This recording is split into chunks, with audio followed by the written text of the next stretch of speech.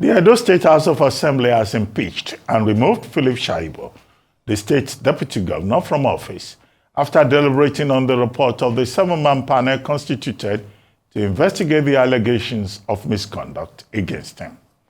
A new deputy has also been sworn in. Christy Macaulay has more.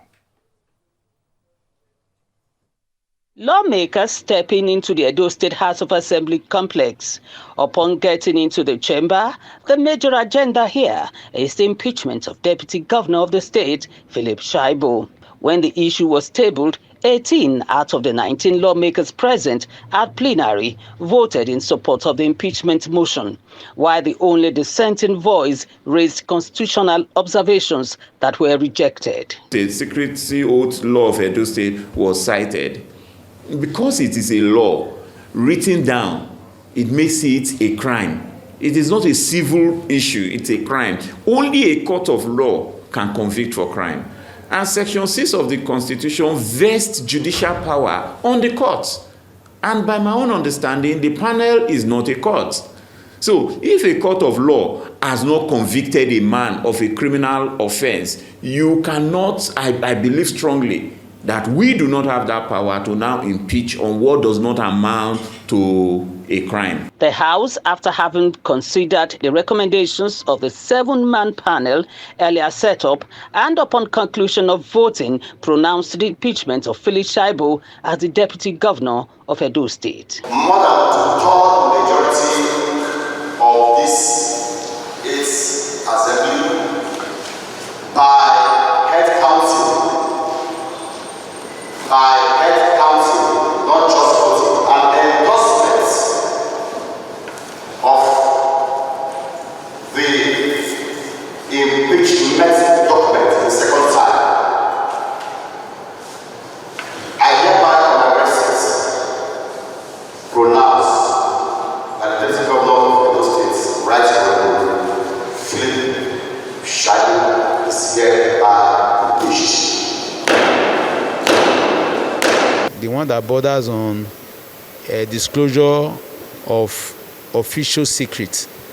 The panel found the respondent as guilty as charged. With this development, Philip Shaibu has become the first deputy governor to be so impeached in the political history of Edo State since the creation of the state 33 years ago. To prevent a vacuum and in fulfillment of constitutional provisions, Marvelous Omobayo became the new deputy governor. He was sworn in by the Chief Judge of Edo State at the Government House. The ceremony was attended by dignitaries and traditional rulers from his area, Akoko-Edo local government. We have gained your trust to continue on our mandates for another term in 2020. But in all of this, at no point in this journey did I envisage that I will have to work with 2 deputy governors before the end of an 8-year tenure in office. But as the Bible says in Proverbs 16, verse 9, you may make your plans, but it is God that directs your actions. I will try to assist the governor to finish well in the remaining months of his administration. I think that is the very first. The impeached deputy governor, Philip Shaibu, has been having a running political battle with Governor Obaseki for some years now, and it heightened after Shaibu's attempt to succeed the governor against the wish of Obaseki's anointed PDP governorship candidate, Aswe Ihodalo. Christy Macaulay, Arise News. Meanwhile, Philip Shaibu has called his impeachment illegal and a breach of democracy. He also called Governor Obaseki a dictator. I denounce in strongest terms the illegal impeachment by the Edo State House of Assembly over trumped-up charges. This is not just an attack on me as an individual, but on the very democratic principle that we hold there. It's a dangerous descent into dictatorship and a threat to the foundation of our democracy. Let it be clear that this impeachment was hushed because of my ambition to contest the Edo State 2024 governorship election under the People's Democratic Party, PDP, an ambition that is a legal right to all citizens of the Federal Republic of Nigeria.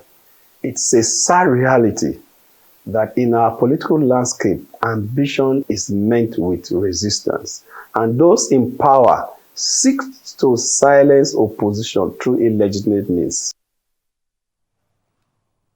We're now being joined by Oshoma, a lawyer and human rights activist. He's joined by Ehi Braimah, publisher and editor-in-chief of Naija Times. Gentlemen, thank you for joining us. Thank you. Good morning. For purposes of clarification, I'm the only odd man out here. Ayomaro say to my left is half Edo, half Lagos. I think you have half of my blood. I could quote from Esako. My mother's place. Esako. Uma Toto. Exactly. That's where we say it. And Ehi Braimah is Edo. And you, Oshoma. I don't know. I thought you were Delta. I'm half Delta, half Edo. So I'm Bende. Okay. Yeah. Well, this Up is a and thing. down. Up and down. So, gentlemen, thank you for joining us. I mean, the narrative is already well laid out. I'd like to have your take. First, let me start with you, Oshoma. Philip Shaibu has been arguing about legality, constitutionality, how democracy has been breached. Does he have a point in that regard? Are there remedies available to him? Yes, there are remedies. Before now, the belief was that once an impeachment is carried out by virtue of subsection 10 of section 188, it cannot be questioned. But that had been laid to rest by the courts in Ladoja's case, that you must comply with subsection 1 to 9 before you can invoke subsection 10. And but the issue is subsection 11 of that same section. Subsection 11, if you quickly permit me, it defines gross misconduct to mean a grave violation or breach of the provision of this constitution or a misconduct of such nature as amount in the opinion of the House of Assembly to gross misconduct. So it leaves the definition of gross misconduct in the opinion of the members of the House of Assembly. So laughing too much in their opinion can be gross misconduct once you fall out of favor. And we saw what happened in Kogi State during the end of the first term of the former governor, Yaya Bello. Even though the panel that sat in that, the 7-man panel, did not find anything against the former deputy governor, the current one is Edward Onoja. Simon Achuba. The House still went ahead to impeach him, even though that had been nullified by the court now, but the time has lapsed. So in this same case, gross misconduct can only be defined by the House. But I also think that I listened to Philip Shaibu, and he said that all of this is as a result of his ambition. Which, according to him, every Nigerian has a right to. But I want to differ a little bit. Once you hold that political office, some of us have been clamoring for a clear-cut distinction of duties between the office of the governor and the deputy governor, so that that office of the deputy governor will be properly insulated and protected. But in the absence of that, once you occupy that office, you occupy the office constitutionally at the mercy of the governor. And so if you have an ambition, as a politician, you also need to know, like Dan Agbese once said, know when to die. So when the drums, the drum beaters have left you, that's the best time to die politically. You exit instead of waiting to be disgraced out of the office. So all of this fighting for democracy for me is neither here nor there, because this same members now, some of the members there now, were those same members that he helped deprive of their constitutional representative for 4 years in the same House of Assembly. So it is like they are taking their comeuppance from him now by going ahead to clearly define what misconduct is to him. I think, even if he goes to court, maybe just to reinstate him as a former deputy governor, But outside that, I really do not see, the essence of all of this back and forth. It is obvious that it was his ambition, but that ambition should have been subsumed, when the deputy governor told him not to. Because you can't fight him and win at the end of the day, knowing fully well that the House of Assembly of a state is almost an appendage of the office of the governor, the way it is practiced here in Nigeria. Okay, Ehi Braimah, what lessons can we learn from all of this? At the personal level for Philip Shaibu, and at a general level, in terms of the relationship between governors and their deputies. Thank you, Dr. Abati. What is happening is really laughable because it is nothing new.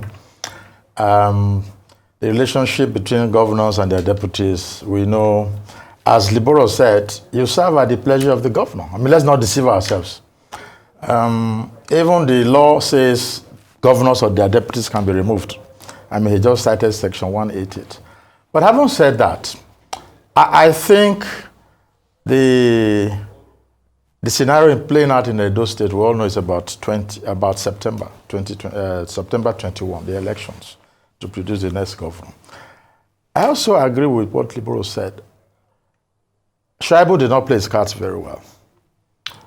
You don't go into a battle that you know you will lose. That is not strategic.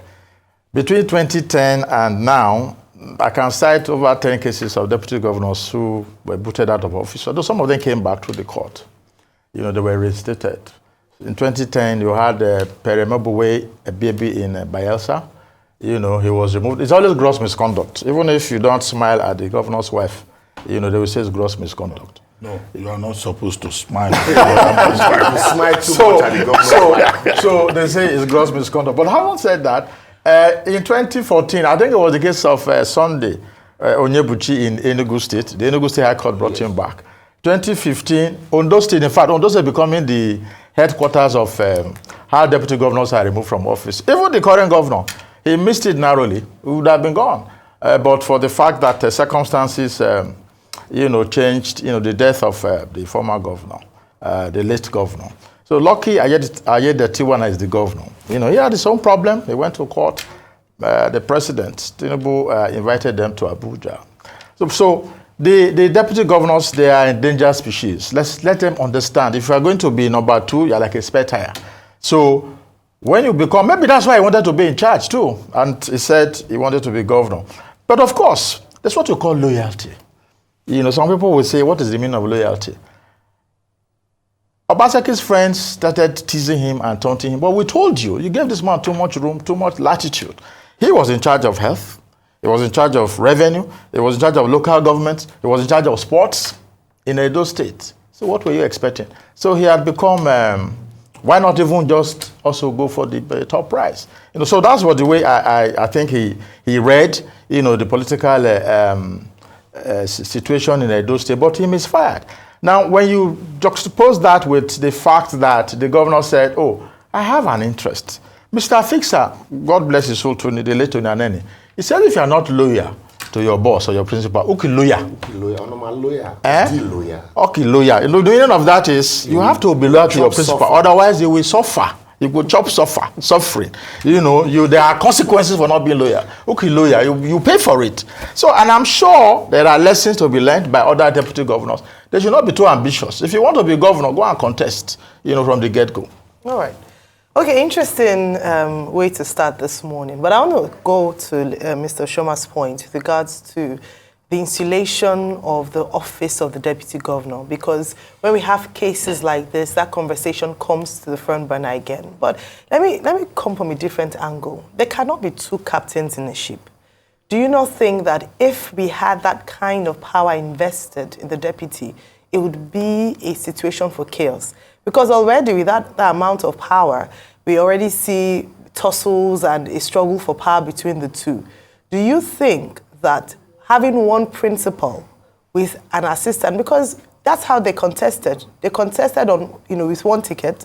It's usually the governor that would invite the deputy governor, or if there's an arrangement within the party.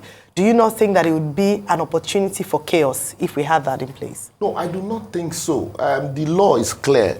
you can't contest for an office without having a running mate. Yes.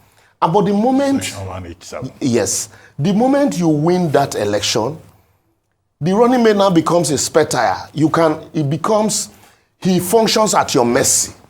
You can decide to relinquish and relegate him to the background, just like Obaseki did to Philip Shaibu because he was ambitious. He moved him completely out of government house, gave him an obscure building, not furnished. He was like, just go. But that's not the intendment of Section 187. The intendment of the law is for two of them to function as co-pilots. That's why you have a pilot and a co-pilot. In this same vein, since with what my brother Ehi Braimah had said here, since consistently it has become like our governors have become emperor, tenured emperors. So who would not want, once they play by the books of Chief Tony Aneni, these are not things somebody wants to remember. Normal lawyer or the lawyer, that if you know lawyer, you will chop suffer. So loyalty is only defined by them. So I think there should be a clear-cut distinction, delineation of duties. The governor can handle this office, why the deputy governor should handle this and this and that. And then this nebulous definition of misconduct in the opinion of members of the House of Assembly. If you before now, if you read the case of I think it was Benson Alegbe and Oloyo in the same Bende State House of Assembly, where the seat of Oloyo was declared vacant by Benson Alegbe. That was in 1982. Declared vacant by Benson Alegbe for absenting himself for unjust cause for 180 days or so, 1/3 of the sitting of the House. And the question was definition of unjust cause. Who defines unjust cause?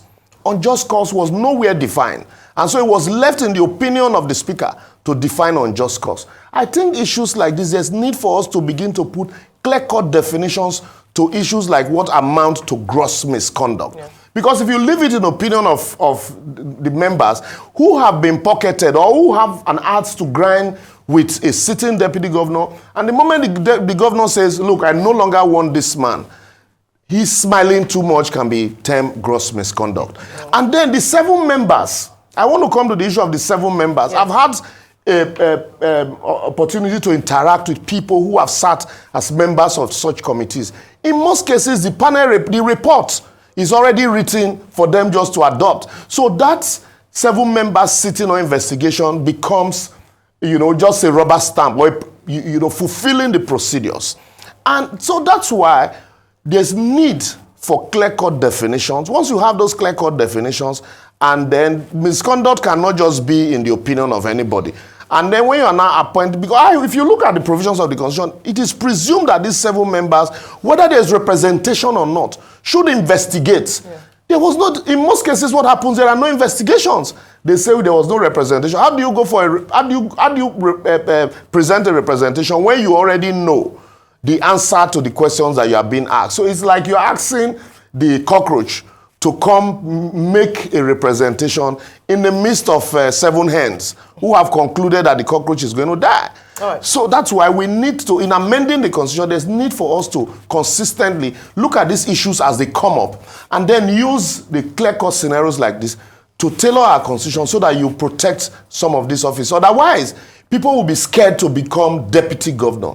And that would be, also the major challenge to our democracy. All right, Mr. Braimah, I don't know if you share the same opinion as Mr. Oshoma with regards to the office of the deputy governor and a delineation of duties. And if that were the case, what would this look like in terms of the amendment of the law? Then I'd also like you, since we're clarifying statements, one of the members of the House of Assembly in that interview, that report, had mentioned that the fact that it was a criminal case, they hadn't convicted him, they didn't have, I think he was the only one who voted against. For the sake of clarity and our audience, can you please throw more light? Do you agree with this statement? Do you think it wasn't properly done because he wasn't convicted in the court of law? So the first one, that is neither here nor there. We have two lawyers here, Dr. Abata and Liboros. I'm sure they will explain better. But the truth of the matter is, to go back to your point, deputy governors, as we speak, they need protection, but that protection is not there, except that section 188 is reviewed, but going forward, deputy governors, they need to know their boundaries. But sometimes the so-called gross misconduct, stories are very frivolous. Take the case of just 2 years ago, Mahdi Ali Gusso, the son of the former NSA advisor, National Security Advisor, Ali Gusso, yes. Mahdi Ali Gusso was deputy to Bello Matawalle. Because when the governor moved from PDP to APC, the deputy governor said he wasn't moving. That was the reason for impeachment. So sometimes some of these grounds are so flimsy and frivolous. That is why I believe they need protection. But as we speak now, say they know that protection is not there, then they should not overreach themselves. It's as simple as ABC. So I want to also advise deputy governors that they should, as much as possible, look at the case of Obaseki and Shaibu. I didn't see it coming, to be honest. We have 5 months to September, for the elections in Edo State to produce the next governor. I mean, he should have stayed on, and lick his wounds privately. If your principal says, this is what I want to do, the least that you can do is to say, okay, we have been together. And they've been together for crying out loud 8 years. They moved from PDP, from APC to PDP at the very dying minute, and they got the ticket. They won the election. So why don't work together?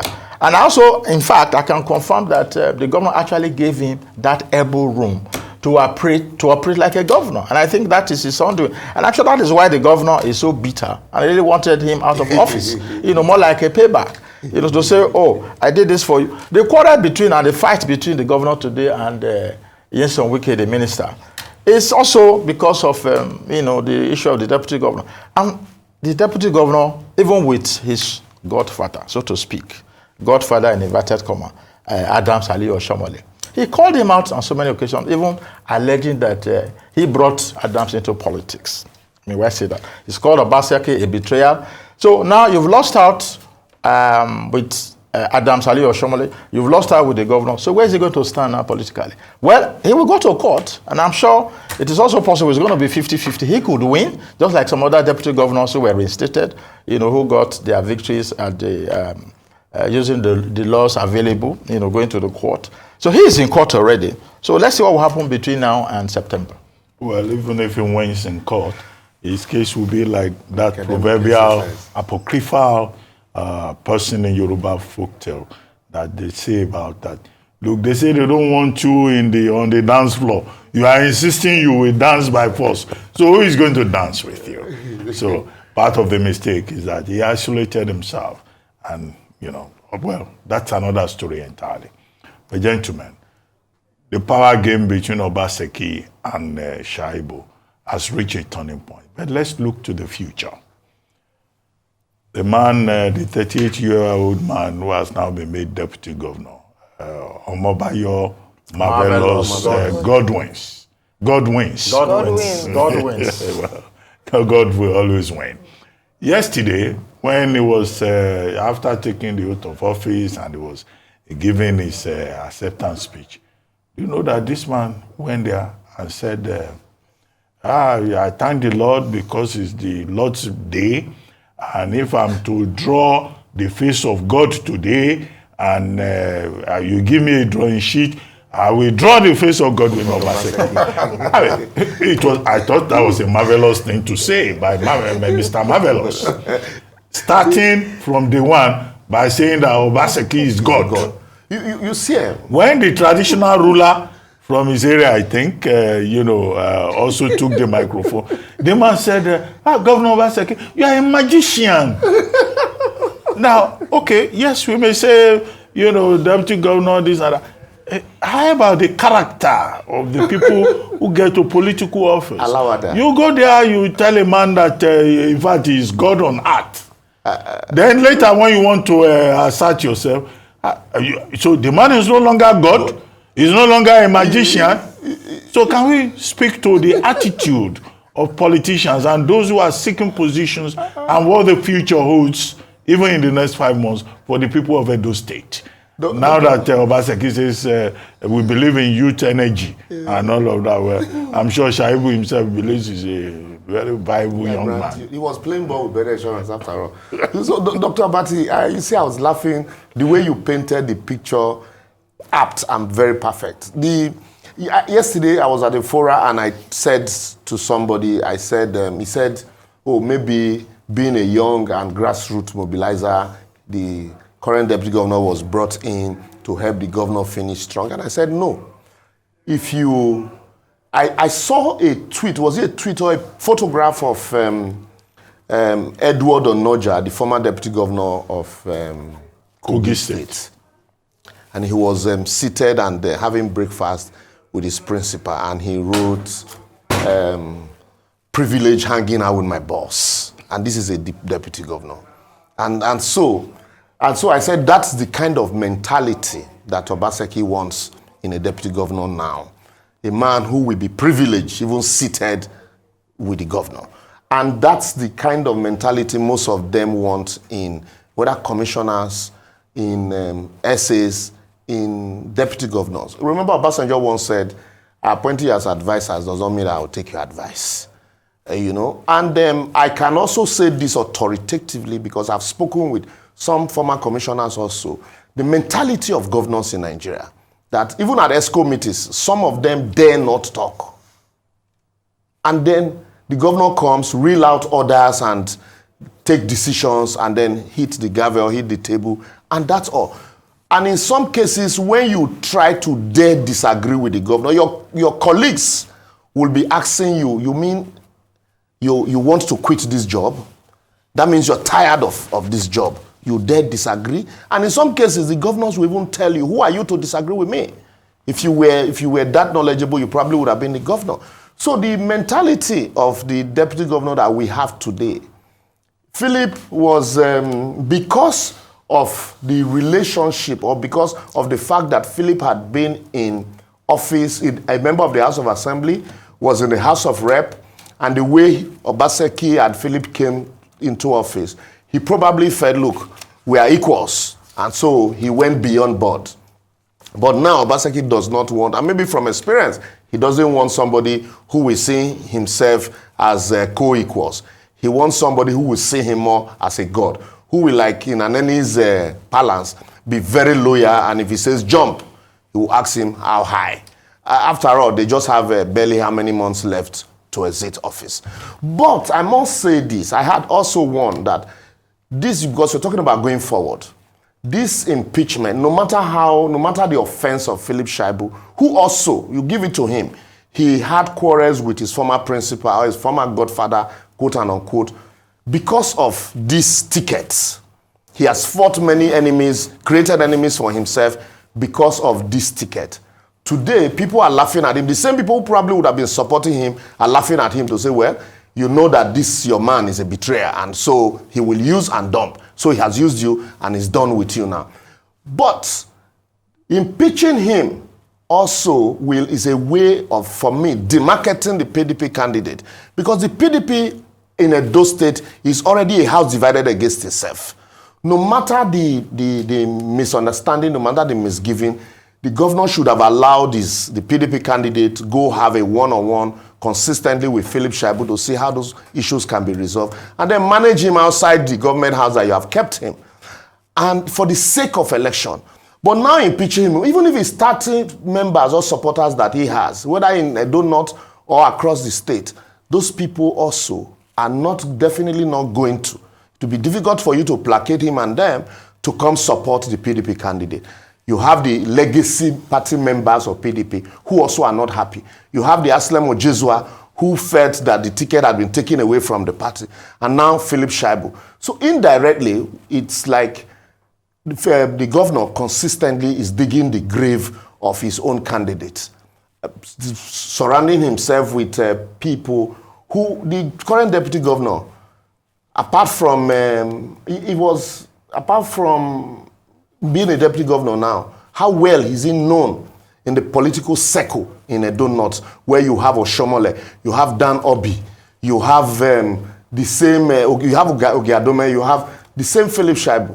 So how well can he wrestle, vote from these same people, even in Akoko Edo, where you have, what's this man, Peterson Akpatasin, who is a member of the House of Representatives in APC in that area. So all of these, I think, while we say Philip Shaibu should have also known when to die, the governor also is actually biting more than he can chew. And it might affect them negatively in the election. The choice of Omobayo Marvelous Godwins seems to have generated some excitement among his Akoko Edo people. And he's not entirely new to politics. Yeah, he ran for House of Reps on the platform of the Labour Party before now porting to the PDP, which is one of the issues that people have been trying to use against him. But Ehi Braimah, let me come to you. So what do you think of this new kid on the block who says that, Obaseki is the Lord on the day of our Lord? What can he bring to the table? Obaseki quoted Proverbs 16:9, so maybe he got that inspiration from that passage. It's politics. Let's not, try and give it a new interpretation. It's all about individual and group interests, personal interests. When those interests don't align, that is when we see them, dancing naked in the market square. It is strictly interest. So let us be very clear about that. If their interests had aligned, the way it was before they moved from APC to PDP, the two of them will still be together. I mean, relationships just go bad, even between husbands and wives. But in the case of our politicians, governance is the last thing, good governance is the last thing on their agenda. It is about what individually or as a group that they can get from the government. So when you see politicians, whether in the House of Assembly or in that same Edo State, or as in the case of Rivers State, the roofs, you see either fires got in the building or the roofs have been taken out, or just because people want to protect their interest. Now, going forward, the young man who is there has just 5 months. So whether it is even one day, is deputy governor of Edo State. And of course, picking him from Akoko Edo is also deliberate. Akoko Edo, in fact, the whole of Edo North and Akoko Edo and Exako, they are becoming the very critical, if you like, I call them battleground, of politics in the North. If you look at Edo Central, actually we have about 6 local governments in Edo North. We have 5 in Edo Central and 7 in Edo, so making 18 local governments in Edo State. So the politics of 2024, as liberals put it, will what has happened now come back to haunt PDP and the governor? We don't know, because we know what we know is that in politics 2 + 2 can never be 4. So Philip Shaibu clearly is wounded now, and he will want to also get back. But the best he can do now is to go to court. You can be sure when they had their local council elections, PDP cleared all the seats in the election. What were you expecting? I think another one happened in Bayelsa recently. What happened? PDP, it was landslide, 100%. So the people were even talking about. If now you uncle, as Nigerians, we're talking about the people. It's a matter of butter and bread at the end of the day. So let us not. It's not because they love us. That is why they are fighting or they are quarreling, or that is why the deputy governor is being impeached. He said it too. He didn't see it coming that they would have 2 deputy governors during his tenure. I mean, I'm sure he will look back and probably regret a few things and wish this never happened. Even Shaibu himself would also wish this never happened. How is he going to go back to Oshoma? I don't know how that will happen. So looking at Edo North critically, Oshoma is an elderly. Yes, after elders are supposed to forgive. Yes. So I agree with Liboros. Taking him out now was for political convenience. Because if you don't pull a gun before a man, if you don't shoot that person, the person will come back and kill you. So that's what has just played out. Because if they didn't take him out, maybe it was going to do serious damage because they didn't get the ticket. But talking about the opportunities and the future, because 5 months is not far. September 21, and then by November 12, we have a new governor. So how will that politics play out? It is started already with the impeachment. And then the opportunities for Aswe Godalo of the PDP and Monday Ukwewolo, who is in the Senate for APC, clearly are the front runners. I know our brother to Akwata is also in Labour, but clearly the two front runners will be Akwata is a front runner. From my own calculation, is going to be between APC and PDP. Just we have to go now, but very quickly I want to ask you, the conversations around Philip Shaibu possibly moving on cross-carpet into the APC. Do you see that in the near future? Yeah, because... just one sentence. You never can say never in politics. These people are not quarreling. It's interest. And all it needs to do is go back to tell Oshoma, you are our father. And they align. I'm sorry. And in fact, I learned they're already talking to him. Are you making predictions, yes or no? Yes, I am. And for you, Mr. Braimah? He might just go into... Anything can happen in politics. 24 hours is a long time. It would have been a better choice if Philip Shaibu had chosen to go to maybe the Senate instead of saying he must take over in Edo State. Can he oust Oshoma? Oshoma is there. That would have been a tough call. They are from the same place. Yes. From the same north. The same ward. Could he have gone back to the House of Reps? Maybe House of Reps. Maybe. You might have seen it as a downgrade. Not really. No, but Governors go to the Senate before he was promoted to deputy governor. It would have been difficult for him to even get back to the House. We are out of time now, but thank you so much. Really great conversation, and of course, it's just unfolding. So I'm sure that in the next few hours, next few days, we'll see more things come up in Edo State. Thank you. I'm a great mom, see, for me now. I know you're my sister. Thank you. All you Edo people. Well, it's time now. Go and sort out your politics. A lot will happen over the next 5 months.